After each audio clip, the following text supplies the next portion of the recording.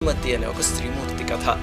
మగధ దేశంలో కుండిన పట్టణంలో చారుమతి ఉండేది. ఆమె సుగుణవతి, వినయ విధేయతలు, భక్తి గౌరవాలు కల స్త్రీ. ప్రతిరోజు ప్రాతకాలాన్నే లేచి అత్తమామల్ని సేవించుకుని ఇరుగు పొరుగు వాళ్లతో కలిసి ఉండేది.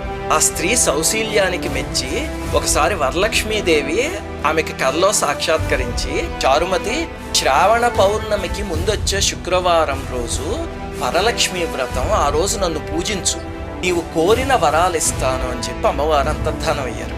అప్పుడు చారుమతి నిద్రలేచి ఆ కళని భర్తకి అత్తమామలకి తెలియజేస్తే వాళ్ళు కూడా సంతోషించి సరేనమ్మా వ్రతం చేసుకో అని చెప్పారు. అప్పుడు ఊళ్ళో ఉన్న మహిళలందరికీ ఆ కళ గురించి చెప్పి, మీరందరూ రండి, మనందరం కలిసి చేసుకుని అమ్మవారి దయ వల్ల అభీష్ట సిద్ధి పొందుదాము అని వాళ్ళతో చెప్పింది. అప్పుడు శ్రావణ శుక్రవారం రోజు అందరూ చక్కగా తలస్నానం చేసి పట్టు వస్త్రాలు ధరించి చారుమతి ఇంటికి వచ్చారు. చారుమతి చక్కగా ఇంట్లో షోడశోపచార